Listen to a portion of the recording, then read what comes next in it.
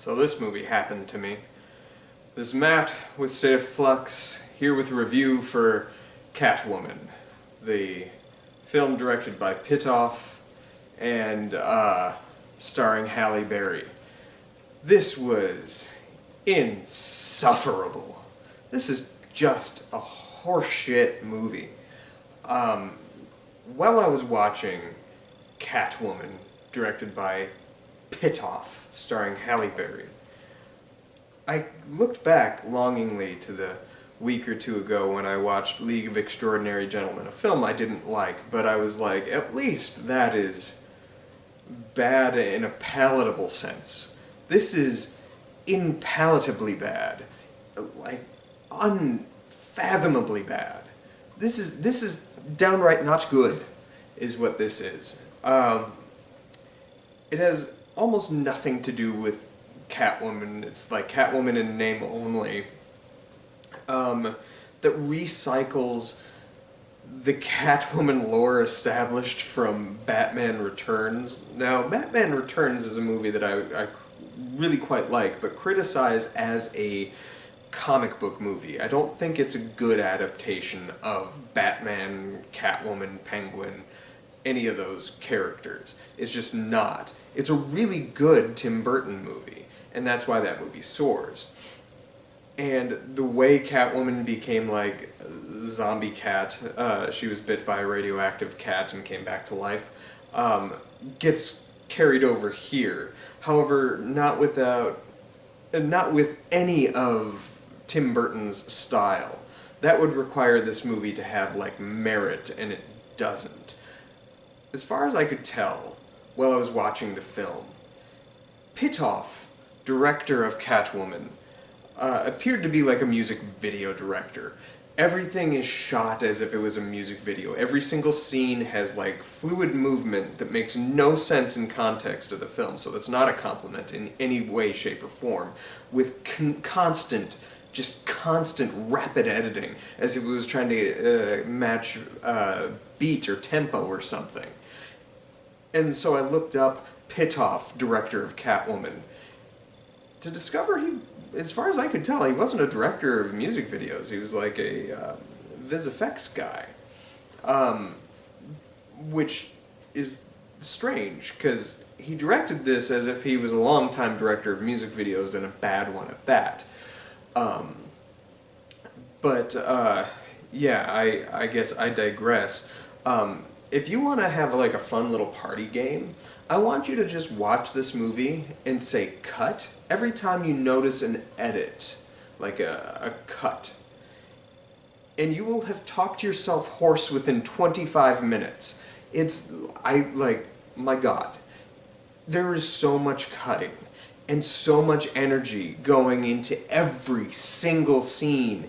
Even if it's just a conversation between two people, it's just cut, cut, cut, cut, cut, cut, cut. And there's no rhyme or reason to why it happens, or why the camera's shifting, or what's going on. It's as if they had 28 cameras on any given person at any given time, so that they had plenty of options to choose from when editing this piece, and decided to just, fuck it, let's use them all.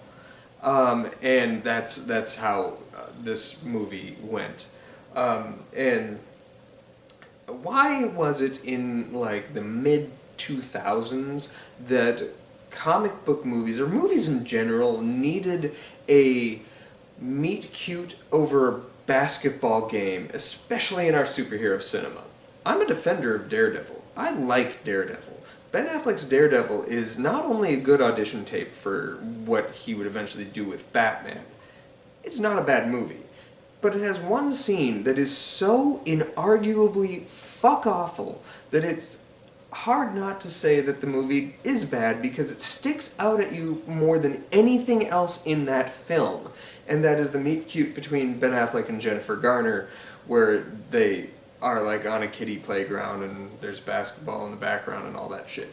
This was like Pitof, director of Catwoman, when deciding to direct Catwoman, saw that moment and was like, great, let's build a whole fucking thing around that. That's what I want in this movie, and it's going to be minutes long, and there's going to be so many cuts you will have a seizure.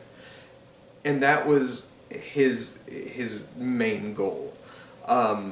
Needless to say, Catwoman is not good. I'd seen it one other time prior to this viewing, and I didn't like it at all. But I was like, I didn't see it in theaters. I'd heard it was awful. I had a friend working in a movie theater at the time, and I came opening night and asked him how Catwoman is doing, and he laughed at me, and he's like, "We haven't sold a single ticket," and it was like 4 p.m. On a Friday, like opening weekend. Maybe it was a Saturday, but they hadn't sold a single ticket to that movie, and that stuck out to me. So I didn't see it in the theaters, even though he could have taken me, or we could have seen it together or something like that. I saw it when it came out on the DVD, and it was so bad, but it was so bad in a way that I didn't remember anything other than Catwoman wasn't right. They kind of did the whole Catwoman thing from Batman Returns, but badly, with really poorly CGI'd, which actually honestly probably wasn't that bad CGI, it just hasn't aged amazing. The cats. And then it wasn't Selina Kyle, it was like Prudence Johnson. I just watched this movie like yesterday and I still can't remember her name. That's how much of an impact this movie has on my life. But you know what? It's true though. This movie does have an impact on my life, because now I've seen it twice. And that means that 3 hours of my entire lifespan has been dedicated to Catwoman, directed by Pitof. And I wish it wasn't. And now I've been talking to you about it for about 7 minutes, and I wish I wasn't. But there is a shining beacon of hope through the murky awfulness that was Catwoman, and that is that the next DC film I'm going to cover is Batman Begins, which is historically a film I'm not in love with, like most people are, but I have a feeling I will respond exceptionally well to that movie, having just watched Catwoman, directed by Pitof, starring Halle Berry, who's not awful in the movie, nor is Benjamin Bratt. He's charming and, like, stupid good looking, so I get it. They both are. And Sharon Stone's there, and you're reminded of better Sharon Stone movies you've seen in the past, so that's something. Catwoman. Woof. Half a star.